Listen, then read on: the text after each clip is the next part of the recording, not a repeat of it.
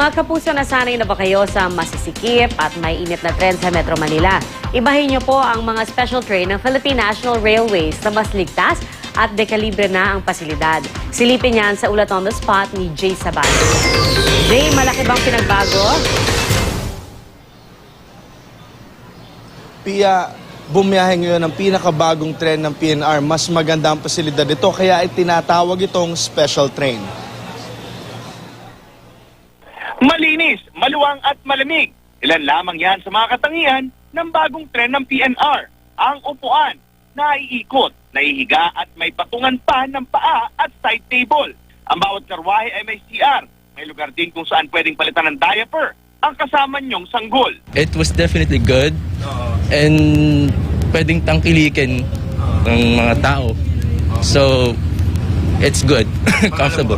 Mas comfortable po kasi dito. So, syempre bago, mas malinis po. Nakakatuwa po kasi ibang-iba nga po siya dun sa ordinary train po. Tapos, ayun po, we feel so VIP. Ang special train ay donasyon ng Japan sa Pilipinas. Ginastosan ito ng halos 20 million pesos kasama ang shipping at pagsasaayos. Meron itong 3 karwahe na may guaranteed seats na ang capacity ay 33. Kung isasama ang receiving area ng tren, kaya nitong magsakay ng hanggang 120 katao. Ang special train ay may 4 na biyahe araw-araw. Itigil lamang ito sa mga istasyon ng Blumentritt, Espanya, Santa Mesa, Buendia, Magallanes, EDSA, Sucat, Alabang, San Pedro, Piñan at Santa Rosa, Laguna. Ang minimum na pamasahe ay 60 pesos mula Tutuban, Maynila hanggang Alabang, Muntinlupa City. Ang pamasahe naman kung mula Tutuban, Maynila hanggang Santa Rosa, Laguna ay 90 pesos. 60 pesos naman ang minimum na pamasahe mula Santa Rosa, Laguna hanggang Blumentritt, Maynila.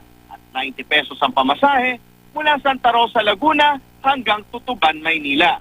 Tatagal lamang ang biyahe mula Tutuban hanggang Santa Rosa, Laguna ng 1 hour and 40 minutes. Sa ngayon ay tumatakbo lamang ito ng bilis ng 50 to 60 kilometers per hour. Kung 100% araw ang mga riles, tulay at crossing, ay kaya nitong tumakbo ng hanggang 100 kilometers per hour. Umaasa ang pamunuan ng PNR na makakabiyahe ang mga sleeper trains na ito hanggang Bicol. Bago pumasko,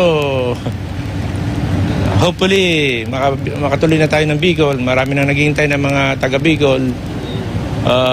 Ang atin na lang sinisigurado ngayon, yung mga dadaanan na tulay at saka yung mga trucks natin kailangan nasa tamang kondisyon.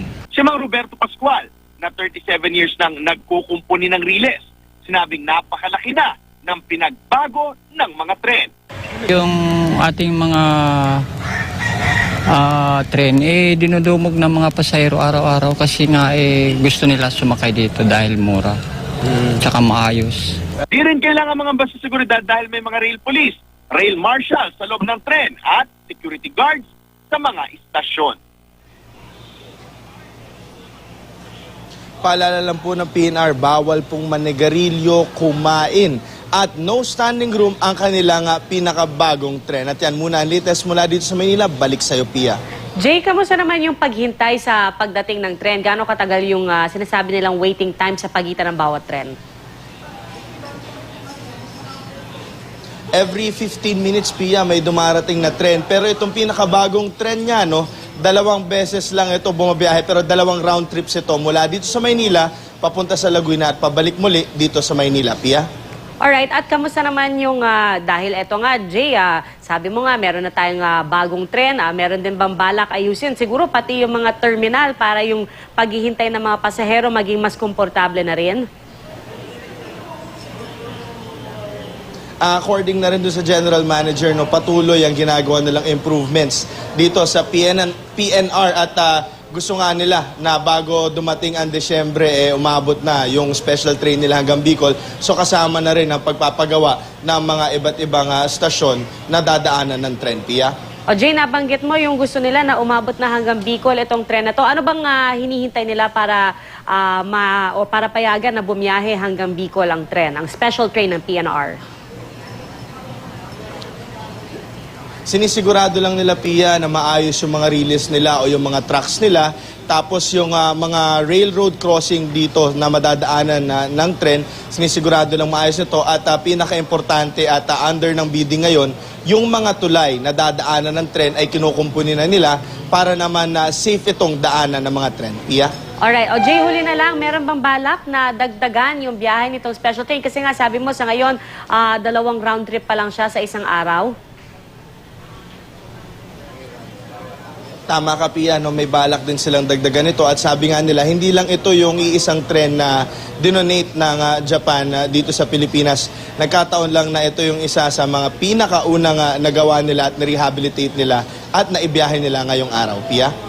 Alright, maraming salamat sa iyo, Jay Sabale.